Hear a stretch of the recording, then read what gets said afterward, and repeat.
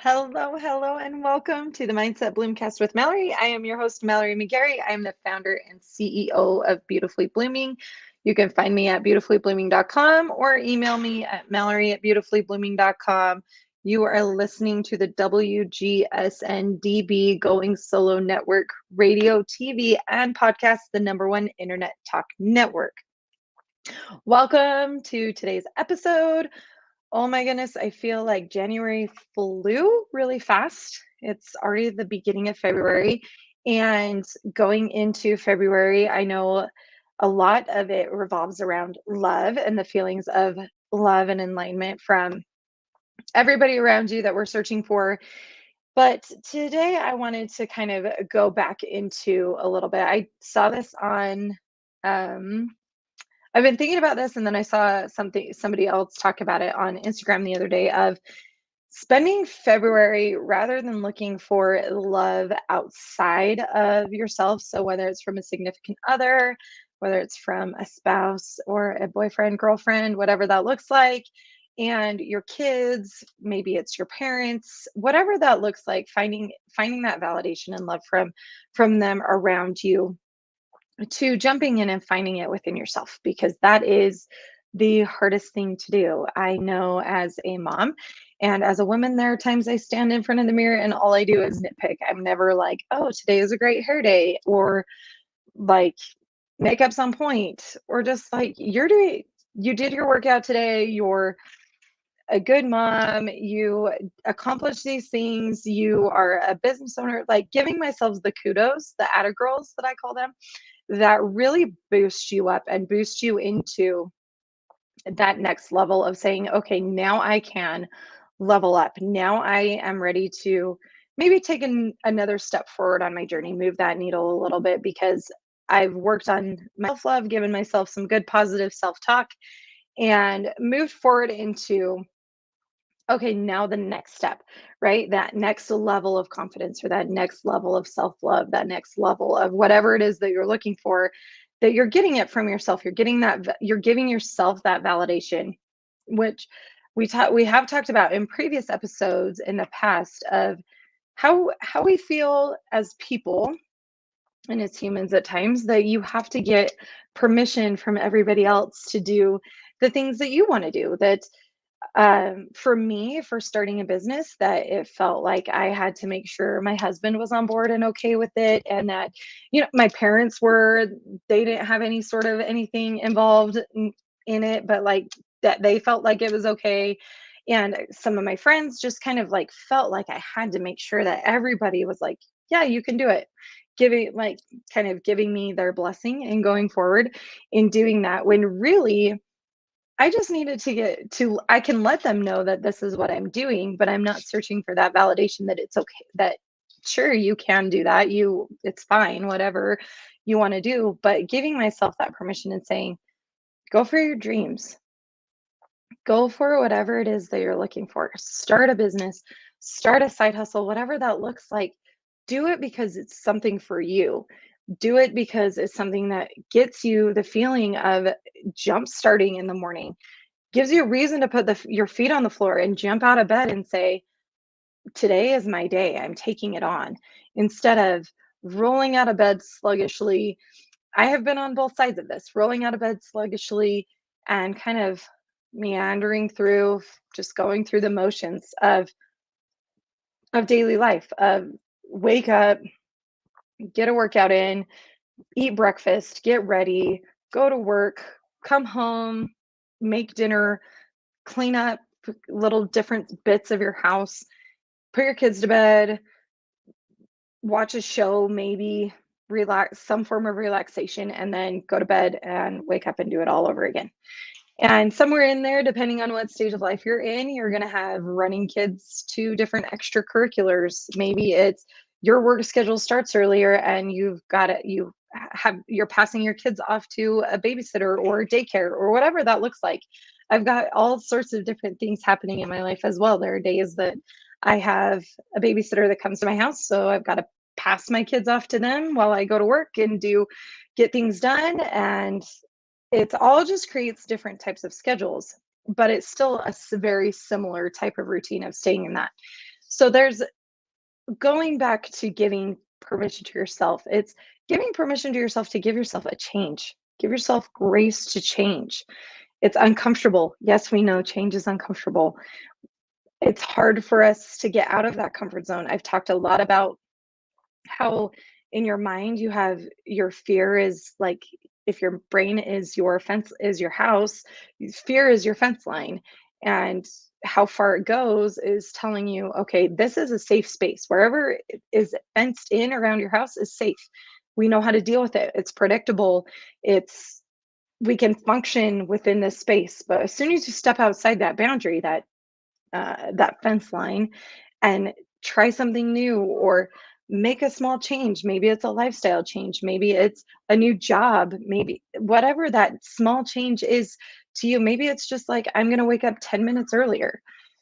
That your brain and your fear kind of just says, whoa, hold on, we are not okay with that. We're not okay with that change. We don't know what's outside of this fence line, and we don't know how we're going to handle it. So we're going to do all we can to push you back into the fence line because we know that's safe. When part of growing and learning is taking all the steps outside the fence line, because the more steps you take outside the fence line, the more your fence line expands. And you are more equipped for different types of situations, different experiences. You have more confidence in the person you are, the things you can do, those skills. You have new skills, you have stronger skills in other places. You've created different relationships, you've made different boundaries that allow you to grow and be the person that you've dreamt of being. Imagine who you were at 7 years old. At 7 years old, I was a rock star and who owned an interior design business, who put sapphires on people's walls because that's what you do when you have loads of money. So I was a interior designer for the rich, and I was a best-selling novelist, and I I had like 6 mansions, and that was that was all of my careers. I did them all at the same time. And it was amazing and great. And the older that I got, it kind of shifted, and experiences and things, life kind of got in the way a little bit of making me take that dream of having 4 very successful careers and turning them into more of a concentrated path. It went from a really big, broad view to a very tunnel vision view of saying, this is where you can stay. This is your space. Don't look over here because we don't know how to handle over here. We don't know what that looks like. So we're going to push you to stay in what you know, how you feel, what your skill set is right now, because learning a new skill is it can be difficult, can be easy depending on skill. That is something that is unknown, and jumping into the unknown is something very scary for everyone. Me included in that. As an entrepreneur, you jump into a bunch of different unknowns at a bunch of different times. I feel that sometimes right when I get on solid footing, that it's time for me to take the next leap, that next leap of faith. But as I've been practicing of growing those boundaries and growing my fence line, giving myself that permission to grow, falling in love with myself enough to know I can take on one more step. I'm ready to go the next step. I'm ready. I'm confident in stepping into that next journey, into that next level, whatever it looks like, because I know I'm going to get somewhere better that I'm at right now. I'm trying every day to just be 1% better than I was yesterday. So going into that part of that is how my journey into my business and falling in love with myself started my business, started me on a path that has made me grow from a person that I was almost to where I wanted to be. Like I was still falling short in a bunch of areas that, my 10-year plan from when I was 16 and 18 just kind of felt I was falling short, and feeling that there was something really missing in in my heart and in my soul, I felt like there was just this void that no matter what I was doing, how I was trying things I was trying to fill it with, it wasn't ever fulfilled. And I was going through those sluggish motions, going spinning on the proverbial hamster wheel that we're all spinning on. And I was wanting to look somewhere else, but my tunnel vision was keeping me staying in the same path, in the same track. But there was something that I knew was off in the distance, but a different direction. If we're talking still staying in this tunnel vision, that I needed to widen my view, I needed to widen my scope, and I needed to be able to see some of the things that maybe could fill it in a different way. And the first thing that came from that was really falling in love with myself, falling in love with the skin I'm in, with the person that I am. And I'm not saying it changed overnight. I'm not saying that I still don't struggle with it at this point. Not saying that it's something that is easily overcomable, but it took a lot of conscious effort and practice. So instead of, um, so step number one was being, okay, I'm not going to allow myself to fall into a self deprecating spiral when somebody gives me feedback. My personality is not one to take feedback that way, to take feedback as what it is feedback. I, I take feedback as a um, personal attack on my own, like my own character. It is one of those that has been, if somebody is like, you're doing a great job, but maybe you should try A, B, and C. I'm taking it as in my brain, and the way it interprets it with my personality and everything is like, you are not really great because you are missing A, B, and C. And so when I would look at different things in my life, that I would try and avoid feedback for myself, because that would just be send me down that self-deprecating spiral of, well, if it was, oh, you missed a workout, or you need to work out more, or something on that line. That's usually an easier pick especially with resolutions, and something easy to talk about. But if I look at body image, saying, oh, you don't look like blah because you're missing A, B, and C, then it's a whole thing of, well, that means that you're a crappy this, you can't do that, you're X, Y, and Z, and then it just starts a whole pattern down. So when I started to catch myself doing things that were kind of giving myself feedback, but taking them in that direction, I would stop myself and say, these are the things you're doing really well. Of You are making consistent effort. You are trying different workouts. It's not all the same. You're trying different workouts. You're starting something new. I am not a huge weightlifter. Weightlifting is new to me. Sure, I've lifted like dumbbells or whatever, but I would much rather be on a treadmill or outside running or on my stationary bike prior to learning how to lift weights.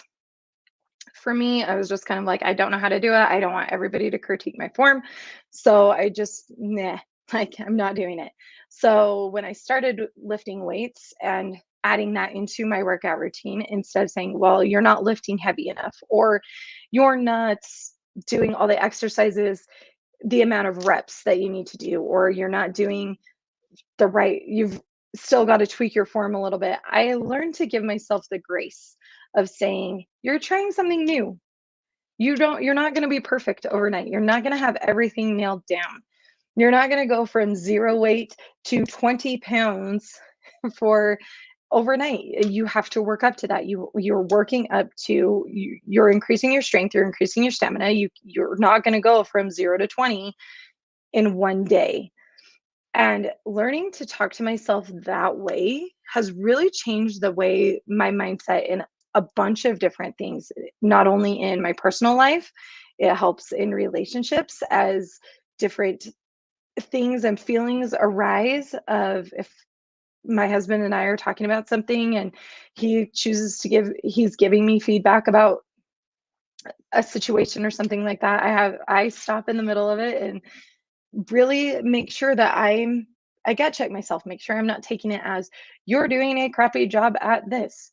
It's, hey, you're doing good, but maybe we could improve on blah. And it's made it so that arguments aren't as explosive, that they really don't turn into arguments, that they turn into actual discussions that are productive and that move forward, and that we both walk away from feeling heard, that we walk away from feeling confident in our abilities, and both have a goal of something else that we're working on. And it's a much better exchange rather than just saying, putting up my walls, putting up those guards really fast of saying, well, you think I'm not doing good. It's, you think I'm doing a great job, but you're giving me tips to make it better.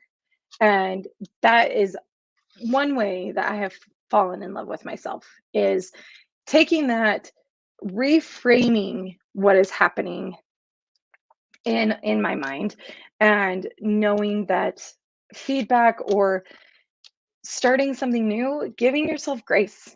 Give yourself grace and time, and to reframe the way you were looking at it, because what it does is it actually changes the whole chemical composition in your mind.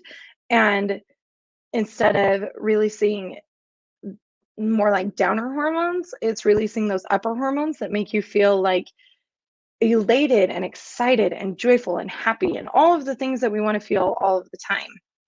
Those feelings of just that we're on a good path. We kind of feel lighter and airier in that. And so focusing on the way you're talking to yourself is number one, and reframing what that looks like. Number one and number two, reframing and just talking to yourself positively. Give yourself the outer girls.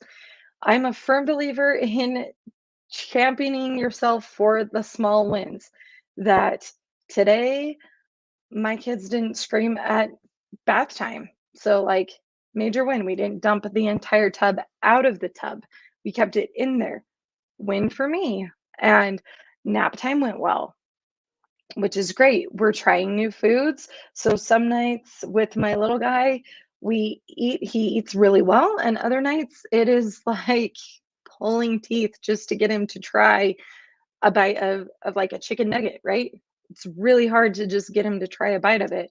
Where other nights it's like amazing. We're going to eat the whole bowl plus some more on that. So it's the little small things. So champion yourself on the small things, especially every day, but especially as you're starting something new, and giving that you did. So for me, like, you did a first workout doing weights, like, way to go. That's something that you wouldn't have even thought about doing years ago. You've started this process and now you're on this habit. Maybe you've started that habit and now you've increased in weight, and give yourself an atta girl. Like, I went from 10 pounds to 15 pounds. Awesome. That's so worth celebrating. Celebrate the small steps, because if you don't celebrate the small steps and you're trying to get to your big goal, it feels really taxing. It feels really tiring. It feels really exhausting when you're looking at your big goal and saying, my goal is to lift, I'm going to pick bicep curls at 45 pounds, but I'm only at 10. Like, I'm never going to get there. But celebrating, okay, I went from 10 to 12 and a half. And I went from 12 and a half to 15. And I went from 15 to 17. Like, those small increments are saying, okay, now I can get to 45 because I'm already at 17. That's like great. That's awesome. I'm not looking at it going, I'm at 10 and I have to get to 45, even though I've still increased weights in that process. Take the time to give yourself the celebration. Also, everybody needs a reason to celebrate with cookies and cake and their favorite drink, whatever it may be. Pop the top and just enjoy, celebrate those moments. So, before we cut to commercial, quick recap: celebrate yourself, reframe the way you're listening to things, and really, really, really talk to yourself positively. Give yourself some awesome feedback and some really good atta girls. while you're falling in love with yourself. It's going to be some time, but do it and try it and see what it looks like. We're going to be right back after this commercial. You are listening to the Mindset Bloomcast with Mallory. I'm your host, Mallory McGary. You can find me at beautifullyblooming.com or emailing me at mallory@beautifullyblooming.com. You are listening to the WGSN-DB Going Solo Network Radio, TV, and podcast, the #1 internet talk network. And we'll be right back.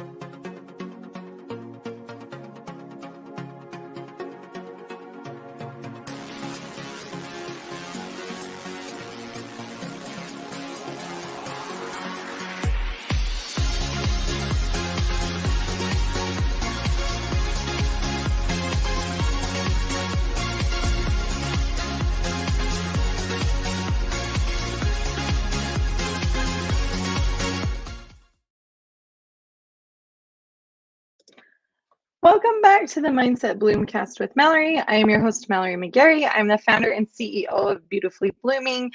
You can find me at beautifullyblooming.com or email me at mallory@beautifullyblooming.com. You are listening to the WGSN-DB Going Solo Network Radio, TV, and podcast, the #1 internet talking network. We are back talking about falling in love with yourself. So first part of the episode was talking about how you fall in love with yourself by talking to yourself and reframing your mindset and giving yourself the outer girls, like cheering yourself on, being your own cheerleader. That is the hardest thing, but one of the best things when you're your own cheerleader. I leave little post-it notes and congratulations things on my mirrors, on my computer screen, different moments. I write them down in a journal in like big letters. I'm not a scripty writer, so I try to make it look as pretty as possible, but anything that will remind you of the things that you've accomplished. Keep it in a place where you can always see it. So the second part, I think that falling in love with yourself comes along with is treating yourself and taking care of yourself, giving yourself that self-love, whether it is doing a passion that you love, like a hobby, or maybe it is just like an adventure type thing. So maybe you're very outdoorsy and like hiking and camping, that kind of thing. Maybe it's relaxing in the tub, whatever that looks like, taking that time for your self-care, giving yourself that self-love. And also, I've talked about this a couple of times, and there's been some episodes with my friend Holly Hartman, who also talks about this, about dating yourself and what that looks like. So take the time to treat yourself with the things that you love to do. Take the time to really indulge in, maybe it is going to a spa day, maybe it is going on an adventure, going outdoors, going hiking, going camping somewhere. Maybe it's taking yourself to a hotel for a night. just by yourself, just relaxing and enjoying that. Maybe it's a spa day, whatever that looks like for you. Treat yourself in what that looks like, because that's going to fill up your cup. We talk a lot about this on the show, is filling up your cup, filling up your energy, because you cannot pour from an empty cup. And being a mom, you are really depleted of energy, really a lot. You have your kids you're worried about, your significant other, spouse, partner, uh, your own community, whatever that looks like. You're kind of really exhausted by the time that you lay down at night, and trying to muster it up for the next day, if you haven't refilled or rejuvenated somehow, you're never going to rejuvenate that, because now you're running on depleted energy. You're trying to give that energy out of negative space. It just doesn't appear. So think about it as that your like your battery is dying, and you have that like 2% left, and the next day you have to give more than that 2%. And you can't. That little spots there. If you're looking at kind of reflecting upon your life, look at moments where you've done something that you really love, that you've filled up your own cup, that you've done it yourself, really filled it up. And then however long it you can hold on to that feeling and let it fill you up, that overflow spills out. Maybe you're more patient with your kids, maybe you're more patient at work, maybe you have more that you're able to accomplish, whatever that looks like. But then when you haven't filled up that cup and that energy is completely depleted, what does it look like the next day? Are you equally as patient with your kids, or are you less patient? Are you wanting to accomplish more, or are you just kind of wanting to do like minimum effort? Whatever that looks like. In my experience, the more my cup is full, I'm giving overflow of energy to everybody around me, that I'm more patient, that I accomplish more, that I have more ideas, my creativity is flowing, that my business is actually moving, making moves to make the needles move, that my relationships in all places are getting stronger. I'm not withholding anything there. Whereas if I'm running on an empty cup, I am less patient. I tend to get really just kind of blasé about a lot of things, of where I don't really want to do anything. I don't want to move forward. Um, and all of the things that it looks like. So that's kind of where I took into account of, okay, I'm really going to make a focus on filling up my cup in the best way that I know how. And it doesn't have to cost anything all the time. Like last night, even for example, I'm not a bath person. I am very much a shower person, but very rarely, and by rarely, I mean it's like rare that I ever take a bath. But last night, my body and soul were craving getting in the tub. And so I gave into that. And I woke up this morning feeling really rejuvenated, feeling really refreshed. And I didn't know that that's what I needed at the time, but I listened to what my body was saying, and self-care. I sat in the tub and I got to read my book for a little while and just really enjoy, without distraction, without my kids running in and out and thinking about what's next, what's tomorrow, what do I have going on, any of that. I could really decompress, and it really filled up my cup, giving me more energy to go into today and however long after in that. So I've really made it a priority to focus on what my what fills my cup and how to do that, and to maintain it at a fuller level, that I can always have that energy to give to everybody else around me. So that's number one. Take care of yourself, really give into self-love. You've seen it out there, self-love it. Self-care is not selfish. It's not. It actually makes you better in the long run by doing that. By just taking the time to do that, you're just in a better headspace to be better at whatever it is that you're going to be. And then number two, dating yourself. So I have had passions from when I was like 15, 16, that I really love to do, that were really important to me. And then things that I haven't loved to do, but I thought I loved to do them. So as I've kind of gone throughout my life, uh, at times I'll revisit some of those things where I'm like, I used to really like to do this. do I still like to do this? And I find like absolutely not. That did not work out. That is not something that I'm ever going to try again. Or then, but I, on the flip side of that, I have something that says, oh, that looks interesting. Maybe I should try that and see if it's something that feels good to me. And it either does or it doesn't, but I've tried it and I know I can say one way or the other.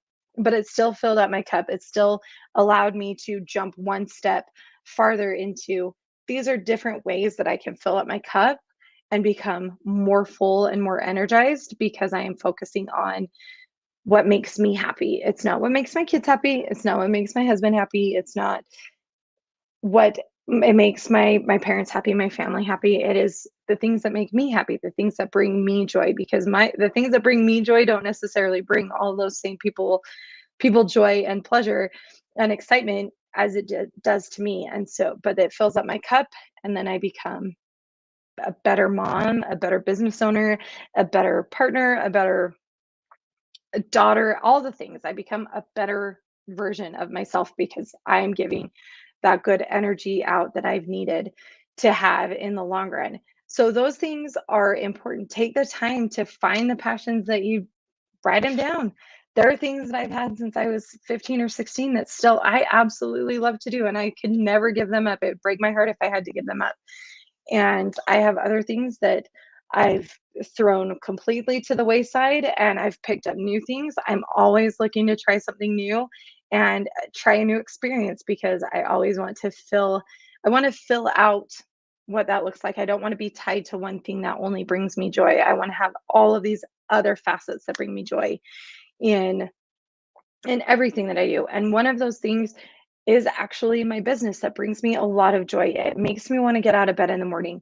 It makes me want to move forward in life. It helped me fall in love with myself and that is one thing that I want to share with all of the moms in all over the world is that finding that thing that is yours that you can create into a business and have that be the jumping point for you that you actually have something that is just yours fills you up so much, brings you so much joy, and really helps you fill up your own cup, but propels you into being the person that you dreamt of being for a long time and what that looks like. As a mom who I got married later in my life, and having that I had a career for a long time before that.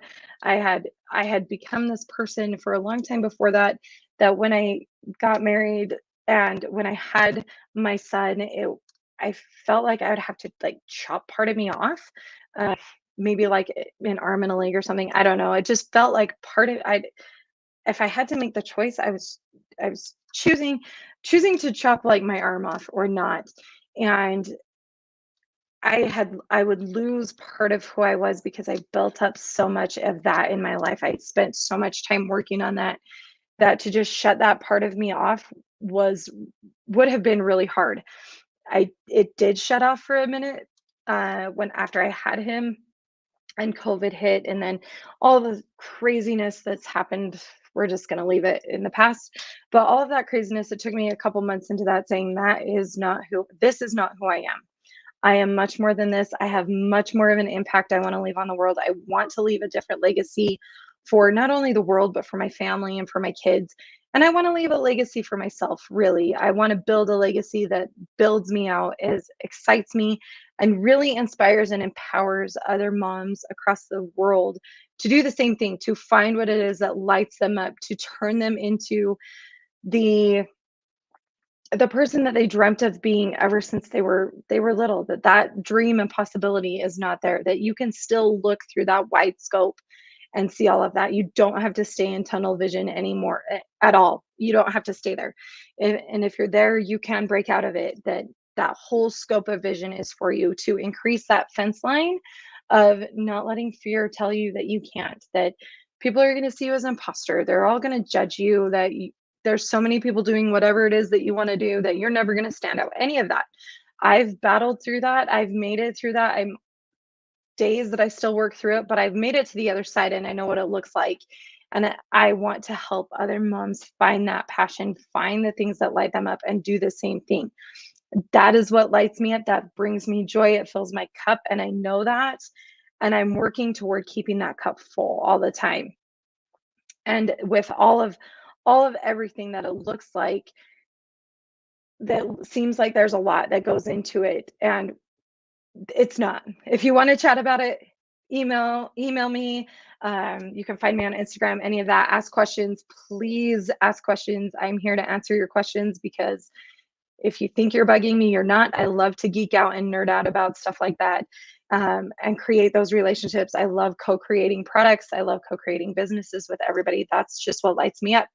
That's why I do what I do. That's why I have this show. I want to empower you in so many different ways, and just leave my impact and say, maybe today this is what you needed to hear, or that this gives you a little bit of boost in going forward into whatever journey that you're on and moving forward. So today, going into February, don't look for outside validation in love. Start with loving yourself, because when you can love yourself, it's easier to love others and see that. And so if you can see my shirt, and my camera's a little weird, but it says be kind. Um, Not on purpose and not intentionally, but be kind to yourself. Be kind, be gentle, because it's going to be a minute. Give yourself grace as you're going there, but be kind to yourself. And thank you so much for being here today. I'm so happy you were here. I hope that this left a message with you and resonated with you. Please email me, DM me on Instagram, questions, feedback. Also, in a couple of episodes, we're going to do a full Q&A session. So send in your questions. I'd love to answer them live on the air.